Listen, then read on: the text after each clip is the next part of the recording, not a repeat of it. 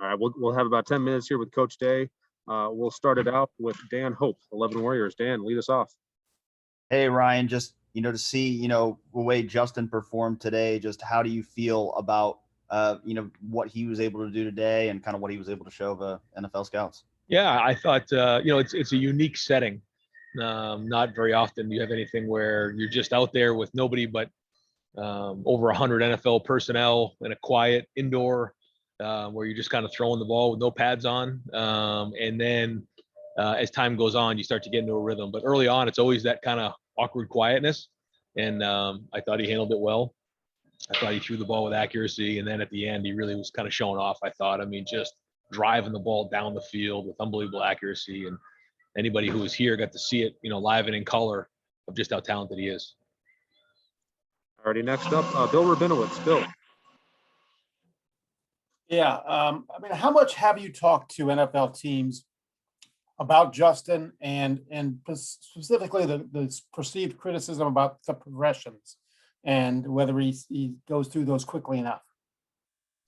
Yeah, I haven't heard that from any of the NFL personnel that have asked me questions. I know there's some people maybe who are saying that in the media. I haven't spoken to them, but I think it's interesting.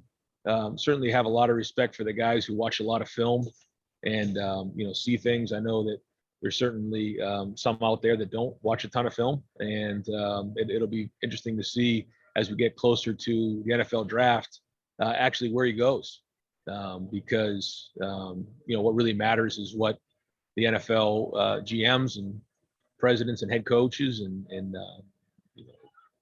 personnel people think in the organizations. And really, at the end of the day, it's how well he does in the NFL. He's going to end up on a team, and then once he gets there, he's going to have to produce. That's what it comes down to. But some of the stuff that I have read offhand doesn't seem to fit to me. But that's something that'll be worked out as we move forward. Thank you. All right, we'll go next to Austin Ward. Austin. Ryan, it seems like the one rolling to his left, the deep ball to CJ, is the one that people are latching onto as the big highlight from the day. Did you think that was Justin's best throw? And can you describe, as a former quarterback and quarterback's coach, why it's so challenging and more impressive? Well, yeah, as a former quarterback, I probably would have broken my hip trying to throw that one, going to his left and throwing it. It might have gone 75 yards in the air. I'm not sure. It just goes to show you how accurate he is downfield. He's the most accurate down the field passer I've seen. And that was probably just the most impressive looking at it. But he threw some really nice throws in the seam, strong, powerful balls. I think when you see his arm strength, he can make a 30 or 25-yard seam route look like it's a 12-yard throw because of how strong he is. And overall was, he didn't just sit in the pocket today too, which I liked. His routine, he had to, throw off balance a little bit and have to move his feet, and which is good because he wasn't worried about being perfect.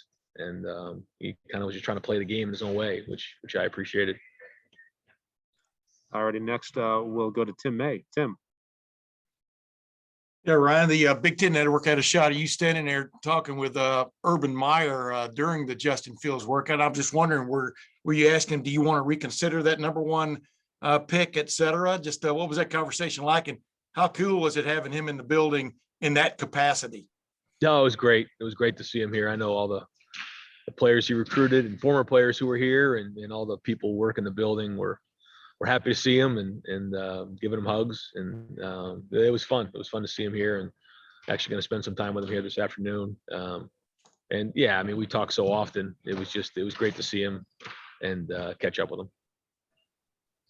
Alrighty, next we'll go to Bill Landis. Bill.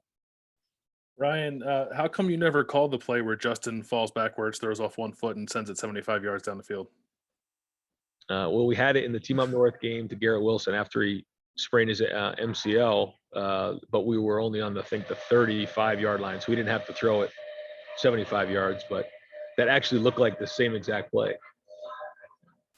More seriously, I guess, just quickly about Jonathan Cooper and Baron Browning, two guys who were looking like they were playing a couple different positions or working out a couple different positions today. How much does versatility help both those guys in the eyes of the NFL? Yeah, talking to a lot of those guys, that's what excites them, is the ability to do multiple things when they have to substitute in personnel. Then they get a little more of a tell on, what kind of scheme or what type of front or coverage structure they're in. But when someone can do multiple things, then that allows them to play in different fronts, different coverages, ability to blitz. And I think when you look at Coop, when you look at Barron, the ability to cover, the ability to rush off the edge, the ability to, play off the ball are all going to be things that bring value. All righty, we'll go next to Patrick Murphy. Patrick. Ryan, aside from Justin, what was the most impressive thing you saw today from guys? No, I don't know if there was one thing. I think something like today, it's good for the guys to get out there and for the NFL personnel to see them move around in person. I think that their body of work and what they put on film certainly matters much more. But I thought that the guys, they all looked really good. I thought they spent some time on their diet and their bodies, and they moved around really well, all of them. And I think that because of that, I got a lot of really positive feedback from the NFL personnel that they were very, very impressed with our guys today. All righty, we'll do two more for Coach Day. First one will go to Spencer Holbrook. Ryan, when you see the way that Wyatt and Josh both played through the last two seasons and now finding out they played through injuries, are you ever surprised to see where they're standing when you look at either like draft boards or when teams talk to you? Are you ever surprised with where they are? No, the one thing that surprises me sometimes is sometimes the draft boards, and then where I ask people where they have them, they don't always jive, which is interesting. And I think sometimes it's, people are given a grade, but that doesn't necessarily mean that's where they're going to get drafted because of need.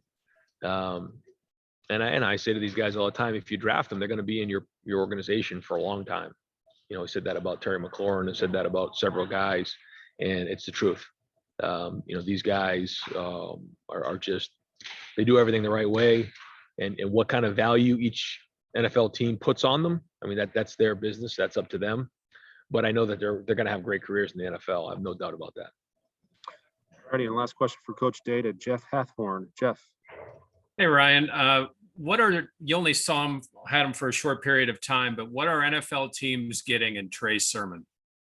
You're getting a guy who doesn't have a lot of mileage as a running back, which I think is a huge plus because, he was injured there and didn't have a ton of carries, split some time at OU. And then, somebody who really came on this year and, the Northwestern game and the Clemson game, and really that was when he really carried the ball a lot for us. So he's young in terms of the amount of carries he's had. I think you're also, getting somebody who's very versatile. If we had more time in the spring or in the preseason, we would have done more with him out of the backfield, because especially on third down, because he's very good out of the backfield catching the ball. He's very good in protection, and he can do a lot of things. So I think they're really going to like his versatility. He can do multiple things as a running back, and I think he's going to have a great future. I think, again, it's like anything else. He's got to have the right fit and given the opportunity. But once he does, again, I think he's got a bright future.